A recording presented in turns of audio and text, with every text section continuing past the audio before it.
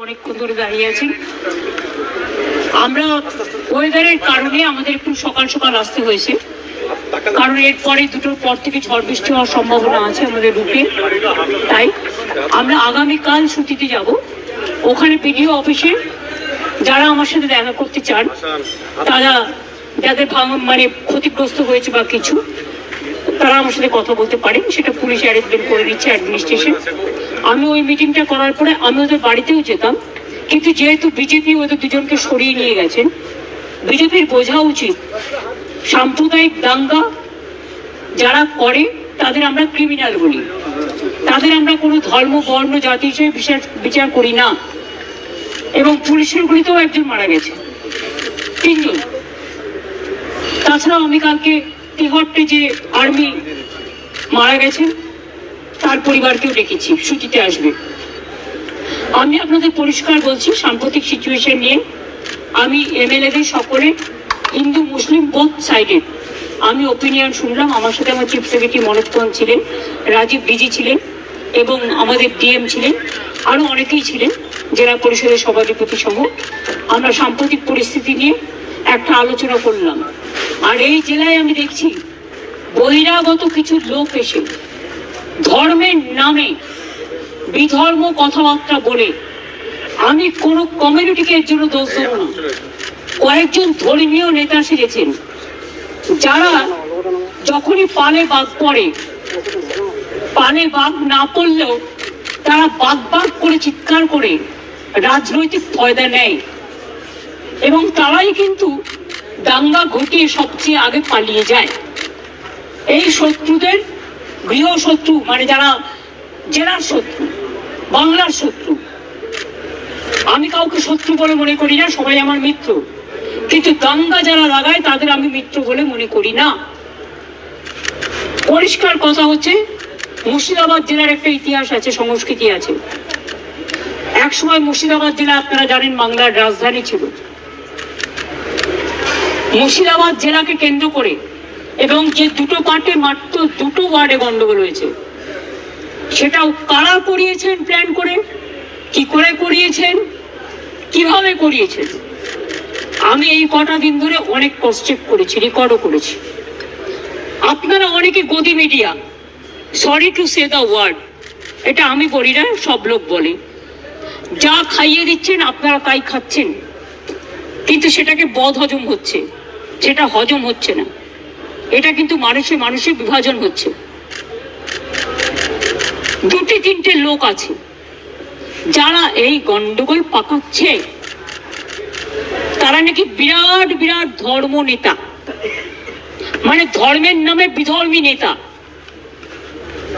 অনেক বড় বড় কথা বলেন। আর আর্থিক উৎস আমার মনে হয় বিজেপির নেতাদের জিজ্ঞেস করবেন, তারাই বলে দেবে। আমি পরিষ্কার বলছি, এর টোটাল সত্য তথ্য। আর কিছুটা আমার বাকি আছে, পেয়ে গেলে প্রেসের সামনে আসবে। কারা করেছে, কিভাবে প্ল্যান করে করেছে। আমি নিজে হিন্দু নই, আমি নিজেও তো হিন্দু পরিবারের মেম্বার, তো আমি কেন হিন্দু মুসলমান করব? কিন্তু আমি যখন চেয়ারে থাকি বা কোনো রাজনীতি করি বা কোনো সংগঠনে থাকি, আমার কাছে হিন্দু মুসলমান শিখ খ্রিস্টান জৈন ঈসাই পারসিক সবাই সমান। আমি চাই না কোনো সম্প্রদায়ের লোক বাংলায় কোনোভাবে আক্রান্ত হোক। চক্রান্ত করে এত ভয় কিসে? তোমরা তো ঘুরে গেছো, ঘটনা ঘটার পরের দিনই মানবাধিকার কমিশন চলে এলো। কই মণিপুরে তো যায়নি, 2 বছর ধরে গন্ডগোল হয়েছে।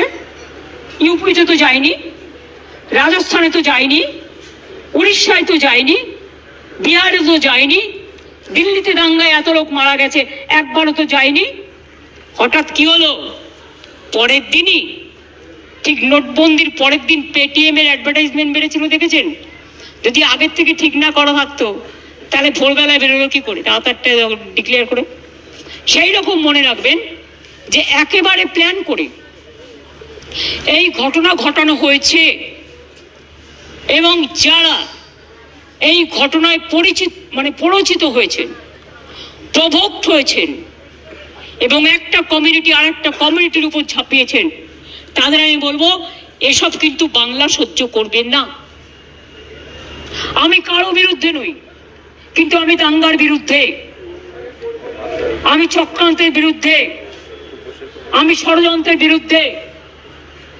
মমতা ব্যানার্জি মাকারি বাড়ি স্কাই ওয়াক করলে তখন কোয়েশ্চেন হয় না? মমতা ব্যানার্জি দক্ষিণেশ্বর মন্দিরে স্কাই ওয়াক করলে তখন কোয়েশ্চেন হয় না? মমতা ব্যানার্জি দুর্গাপুজো করলে তখন কোয়েশ্চেন হয় না?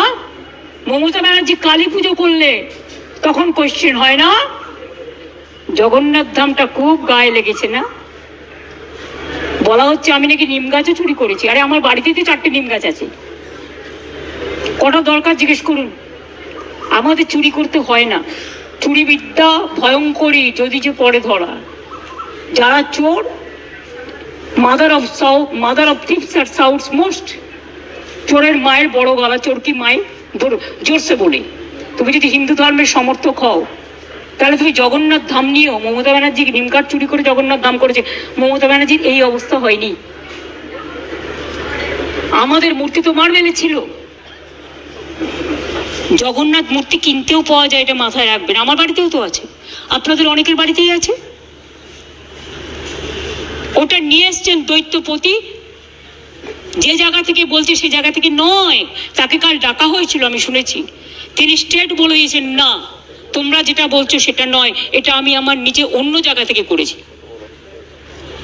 আমি শুনেছি তাকে আবার কোয়েশ্চেন করা হয়েছে, তুমি কেন পুজো করতে গেছিলে? নোটিফিকেশন দিয়েছে কেউ যাবে না জগন্নাথ ধামে, কোন পুরোহিত। আবার তাকে বলা হচ্ছে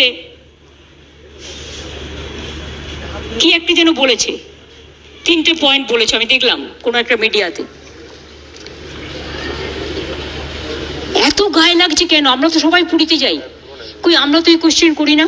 আমি তো পুরীতে গেলে RSS বিক্ষোভ দেখায়, বিজেপি বিক্ষোভ দেখায়, ভুলে গেছেন? লজ্জা করে না? আর জগন্নাথ ধাম নিয়ে এত হিংসা। যখন আপনাদের আলুর টান পড়ে বাংলা যোগায়। আমি উড়িষ্যাকে ভালোবাসি। যখন আপনাদের সাইক্লোনে ইলেকট্রিসিটি সব ভেঙে যায়, সমস্ত রাস্তার পাইপগুলো, ওয়্যারগুলো নষ্ট হয়ে যায়, আপনারা আমাদের ইঞ্জিনিয়ার চান আমাদেরও সাইক্লোন হয়, তা সত্ত্বেও আমরা কিন্তু পাঠাই। আমাদের বাংলার টুরিস্টরা সবচেয়ে বেশি যায় উড়িষ্যায়, জগন্নাথ দেবের উল্টো রথে বলুন, সোজা রথে বলুন, সারা বছর ধরে। তো আমরা যদি একটা জগন্নাথ ধাম করি, আপনাদের আপত্তির কি আছে? আপনারাও ভালো থাকুন, বাংলাও ভালো থাকুক। আপনারা কেন আমাদের লোকেদের ধরে মারছেন? আমার কাছে খবর এসছে উড়িষ্যায় বাংলায় কথা বললেই তাকে মারা হচ্ছে। মহারাষ্ট্রেও হয়েছে, উত্তরপ্রদেশেও হয়েছে, বিহারেও হয়েছে। আমি শুধু একটা কথা বলবো, আপনারা আমাদের পরিযায়ী শ্রমিকদের উপর বাংলায় কথা বলছি বলে অত্যাচার করছেন, আমরা কিন্তু করব না। এটাই আপনাদের সাথে আমাদের তফাৎ। আমার এখানেও 1.5 কোটি বাইরের লোক আছে, কাজ করে, সব ধর্মের, সব বর্ণের, সব রাজ্যের। মনে রাখবেন, এটা কারো হাতে টাচ তুলে দেবেন না। আমি না করলেও অনেক হিংসুটে লোকের তো অভাব নেই। Jealousy has no cure. হিংসার কোনো ওষুধ আছে? নেই। এরাই কোনো সংগঠনের নামে কাউকে থ্রেট করে চলে আসবে, আমি তার দায়িত্ব নেবো কেন? আমি পরিষ্কার বলে দিচ্ছি, আমরা চাই না কারোর সাথে কোনো ভুল বোঝাবুঝি হোক।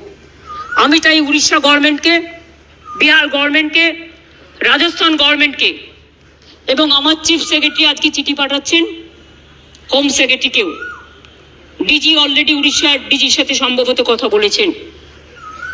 আপনাদের সুমতি হোক, শুভবুদ্ধি হোক। প্লিজ মনে রাখবেন, কোকিলের কুহু কুহু ডাকটা শুনতে পাচ্ছেন তো? এটা ন্যাচারাল।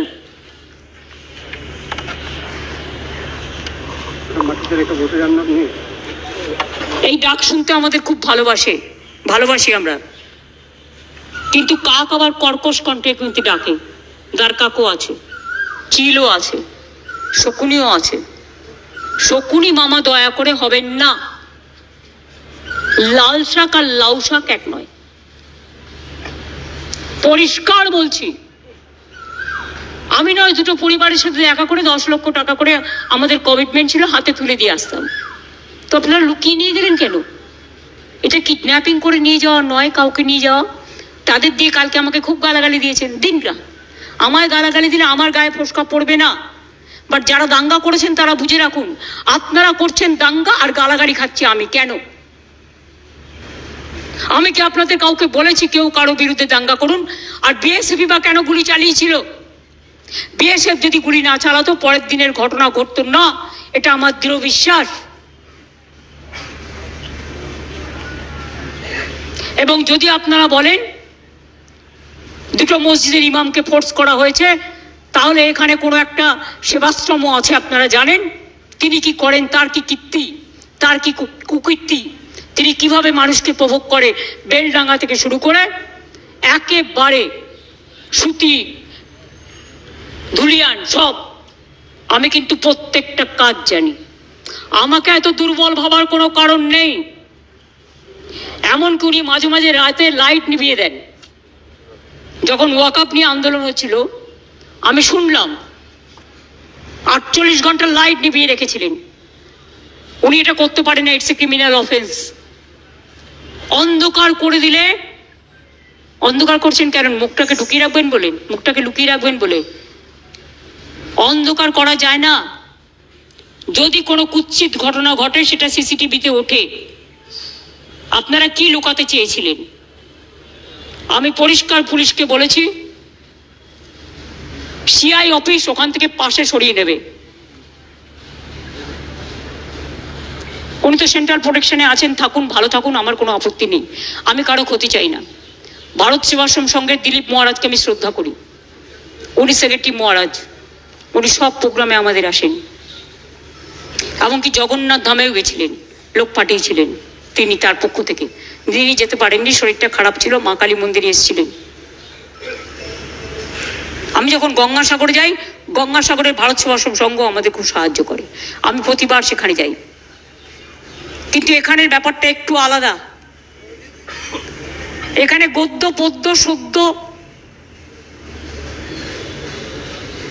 অনেক কাহিনী আছে। সেই কাহিনীগুলো আমি প্রেসকে বলবো, আমি বলবো না, আপনারা খুঁজে বের করুন।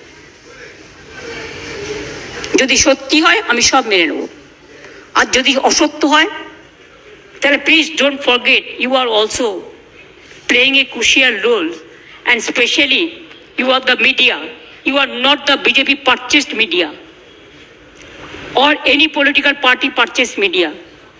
You do your job with efficiency, with responsibility, and of course with humanity and honesty. আমি বিজেপিকে এখনো মনে করি ওরা হচ্ছে ছুপা রুস্তম না চুপি রুস্তম কি বলে হিন্দিতে, আমার আবার হিন্দি ভুল হলো, সেটা নিয়ে আবার রিল করে। আরে আমি তো হিন্দি বাজার শিখিনি, ছুপা রুস্তম। তো এখন যদি আমি ওদের জিজ্ঞেস করি পর্দা কা পৌঁছে মে কিয়া হ্যায়, এটা কিন্তু গান, আমার কথা নয়। আমি একটা গানের কলি কোট করলাম। আমি যদি ওদের জিজ্ঞেস করি who are the huffing puffing dragons and who are the heavy loaded virus who are creating always communal tensions and selling the country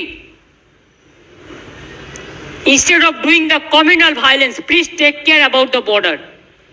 Please take care about India. We love India. India is our motherland. Please save India from any disaster. Please give justice to the people who have lost their dear ones. Don't play dirty politics or nasty politics. I am the last person to tolerate all this nasty and dirty politics. I have seen so many things in my life. I have seen 10, 12 Prime Minister. I worked with them.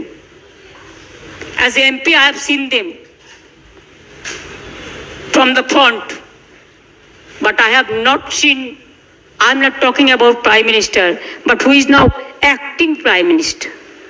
Sorry, may I repeat? Who is acting Prime Minister of this country? I don't know. Somebody told me there are some students. So may I ask you, who are? BJP can reply that question. I will tell him, take care for border. Instead of taking care for communal rights and trying to create nuisance or there are so many words, or koto bolbo. Try to be honest, sincere and responsible and reasonable. When you are in the chair, you cannot divide the people. This may be your one food may be digestible to one, but it may not be digestible to another. এটা স্বামী বিবেকানন্দকে coat করে বললাম, আর কিছু আমার বলার নেই। শান্তি থাক, সম্প্রীতি থাক, সংগতি থাক। আমি এসেছিলাম ওদের সাথে দেখা করতে, কিন্তু আমার কোনো দোষ নেই, কারণ আমি যেতেও চেয়েছিলাম ওদের বাড়ি, কিন্তু তাদের লুকিয়ে নিয়ে যাওয়া হয়েছে কেন? কোয়েশ্চেনটা তো আমার থাকবে। তার মানে ডাল মে কি কুছ কালা হ্যায়?